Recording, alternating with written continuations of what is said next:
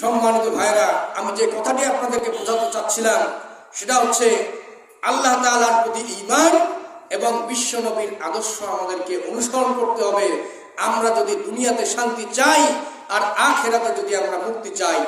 আজকে আমরা দুনিয়াতে শান্তির আশায় সবাই ঘুরছি, আর গণতন্ত্র, সমাজতন্ত্র, ধর্মনিরপেক্ষতাবাদের পিছনে আমরা ছুটছি, কিন্তু বিশ্বনবীর আদর্শের দিকে আমরা ছুটতেছি না। বিশ্বনবীর আদর্শ আমরা জানার চেষ্টা করি না, অথচ সমাজের প্রতিটি ক্ষেত্রে বিশ্বনবীর আদর্শ রয়েছে আমাদের জন্য। আল্লাহ তাআলা বলেন, ইন্নাকা লাআলা খুলুকিন আযীম, হে নবী আপনার চরিত্র হচ্ছে মহান চরিত্র। বলেন সুবহানাল্লাহ। আল্লাহ রাসূলের সাহাবীরা বিশ্বনবীর কথার উপরে নিজের জীবন পর্যন্ত বিলিয়ে দিতেন। এইরকম একজন সাহাবী হযরত আবু হুযায়ফা রাদিয়াল্লাহু তাআলা আনহু নতুন বিবাহ করেছেন। বিবাহ করার পরে বাসর রাতে নববধূ বসে আছে, এমন মুহূর্তে ওই সাহাবী শুনতে পারলেন বিশ্বনবী সাল্লাল্লাহু আলাইহি সাল্লাম জিহাদের ডাক দিয়েছেন। কিসের ডাক দিয়েছেন? জিহাদের ডাক দিয়েছেন। বিশ্বনবীর সাহাবী হযরত আবু হুযায়ফা রাদিয়াল্লাহু তাআলা আনহু স্ত্রীকে বললেন, স্ত্রী রে শোনো, তোমার সাথে আজকেই আমার শেষ দেখা, আর হয়তোবা জীবদ্দশায় তোমার সাথে আমার দেখা হবে না। তার স্ত্রী জিজ্ঞেস করলে, স্বামী আমি তো তোমার কথার অর্থ কিছুই বুঝতে পারলাম না। হযরত আবু হুযায়ফা রাদিয়াল্লাহু তাআলা আনহু বলেন, এই স্ত্রী তুমি এখন পর্যন্ত বুঝতে পারো নাই, বিশ্ব নবী জিহাদের ময়দানে ডাক দিয়েছে, আমার নাম ঘোষণা করেছে। সুতরাং আমি যদি ওই জিহাদে অংশগ্রহণ করি তাহলে আমার মন বলে আমি আর জীবদ্দশায় বাড়িতে ফিরবো না, তোমার সাথে আর দেখা হবে না, আমি ওখানে ওই জিহাদের ময়দানে শহীদ হয়ে যাব। জোরে বলেন সুবহানাল্লাহ। এই কথা বলার পরে সাহাবী বললেন, এ বিবি তোমার সাথে আমার দেখা হবে না দুনিয়াতে, তুমি জেনে রাখো, শুনে রাখো, তোমার সাথে দেখা হবে আমার হাসরের ময়দানে। এই কথা বলার পরে সাহাবী হযরত আবু হুযায়ফা রাদিয়াল্লাহু তাআলা আনহু চলে গেলেন, জিহাদে অংশগ্রহণ করলেন। জিহাদের ময়দানে অংশগ্রহণ করে তিনি শাহাদাত বরণ করলেন। সুবহানাল্লাহ। সাহাবায়ে কেরাম এইভাবে নিজের জীবনের চেয়েও নবীর কথা, নবীর আদর্শকে বেশি প্রাধান্য দিতেন, এবং এই কারণেই তারা সাহাবা। আর সাহাবাদের মর্যাদা এত বেশি, নবীর পরে মর্যাদা হচ্ছে সাহাবায়ে কেরামের। নবীর পরে মর্যাদা কার? সাহাবায়ে কেরামের মর্যাদা।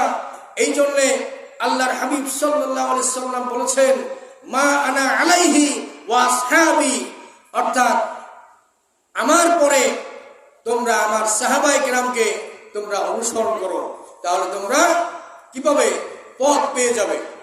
এইভাবে সাহাবায়ে কেরাম নিজেদের জীবনের চাইতেও আল্লাহর নবী সাল্লাল্লাহু আলাইহি সাল্লামকে বেশি মহব্বত করতেন। আল্লাহর নবী যখন যেটা সাহাবায়ে কেরামকে বলতেন, সাহাবায়ে কেরাম সঙ্গে সঙ্গে সেই কথা মেনে নিতেন। সেই কথা মেনে নেওয়ার ক্ষেত্রে তারা কোনো দ্বিধাদ্বন্দ্ব করতেন না। একটু পরে মানবো, এর মধ্যে প্রশ্ন আছে, এ ধরনের কোনো কথা তারা জিজ্ঞেস করতেন না। সাহাবায়ে কেরাম বিশ্ব নবীকে এত বেশি ভালোবাসতেন, একবার আল্লাহর নবী হযরত ওমরকে জিজ্ঞেস করলেন, ওমর তুমি আমাকে কতটুকু ভালোবাসো? ওমর বললেন, ইয়া রাসূলুল্লাহ আমি তো আপনাকে অনেক মহব্বত করি, অনেক ভালোবাসি। আল্লাহর হাবিব বললেন, ওমর রে অনেক ভালোবাসতে হবে না, তুমি একটু চিন্তা করে দেখো তো তোমার জীবনের চাইতেও বেশি আমাকে ভালোবাসতে পারো কিনা। হযরত ওমর অনেকক্ষণ চিন্তা করলেন, চিন্তা করার পরে বললেন, না না আমি আমার জীবনের চাইতেও বেশি আপনাকে ভালোবাসতে পারি না।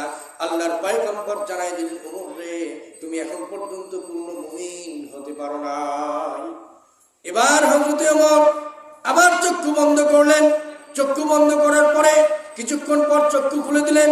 খুলে দিয়ে বললেন, ইয়া রাসূলুল্লাহ, ইয়া হাবিবাল্লাহ, আমি বুঝতে পেরেছি আমি এখন আমার জীবনের চাইতেও আপনাকে বেশি ভালোবাসি।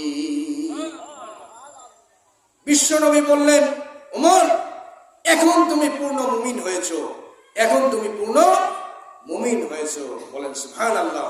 তাহলে আমাদেরকে নবীজির আদর্শ অনুযায়ী আমাদেরকে জীবন যাপন করতে হবে, নবীজির সুন্নাত তরিকায় আমাদের জীবন যাপন করতে হবে। আর নিজের জীবনের চাইতেও নবীজিকে বেশি ভালোবাসতে হবে। যদি আমরা নিজের জীবনের চাইতেও নবীজিকে বেশি ভালোবাসতে পারি, তবেই আমরা নিজেদেরকে ঈমানদার দাবি করতে পারি, তবেই আমরা নিজেদেরকে মুমিন দাবি করতে পারি। আর আমরা যদি নিজেদের জীবনের চাইতেও নবীজিকে ভালোবাসতে না পারি, তাহলে এই ঈমানের দাবি আমাদের মুখে মুখে, এটা আসলে প্রকৃতপক্ষে ঈমানের দাবি নয়। কথা কোন ঠিক না বেঠিক? এই জন্যে সাহাবায়ে কেরাম বিশ্বনবীকে এইভাবে হৃদয় দিয়ে ভালোবাসতেন। আর বিশ্বনবী যখন সাহাবায়ে কেরামকে কোনো কাজে ডাক দিতেন, সাহাবায়ে কেরাম ওইভাবে ছুটে যেতেন বিশ্বনবীর দরবারে, সাহাবায়ে কেরাম ওইভাবে ছুটে যেতেন।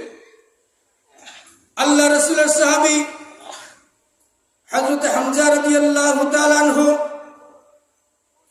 উহুদের যুদ্ধ শুরু হয়ে গেছে। হযরত হামজা রাদিয়াল্লাহু তাআলা আনহু নিজের বিবির সাথে মিলন করেছেন। মিলন করার পর জানতে পেরেছেন উহুদের ময়দানে উহুদের যুদ্ধ শুরু হয়ে গেছে।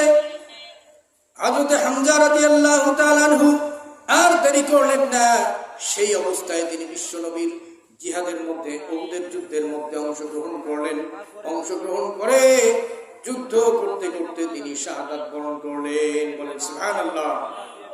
এই দিক দিয়ে খবর আসলো বিশ্বনবী উহুদের যুদ্ধে নিহত হয়ে গেছে, বিশ্বনবী উহুদের যুদ্ধে মারা গেছে। আর বিশ্বনবীর সাহাবীরা পাগলের মতো হয়ে নবীজিকে বাঁচানোর জন্য অস্থির হয়ে গেছে, ছোটাছুটি করা শুরু করে দিয়েছে। এমন সময় এক মহিলা দৌড় দিয়ে বিশ্বনবীকে দেখার জন্য, বিশ্বনবীর সংবাদ নেওয়ার জন্য মহিলা দৌড়াচ্ছে। আর অন্যান্য ব্যক্তিরা তাকে ডেকে বলছে, মহিলা দৌড়াও কই, তোমার তো সন্তান, তোমার স্বামী সবাই উহুদের যুদ্ধে নিহত হয়ে গেছে।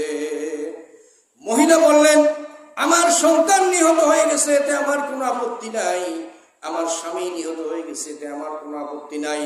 আমি জানতে চাই আমার রাসূল কেমন আছে।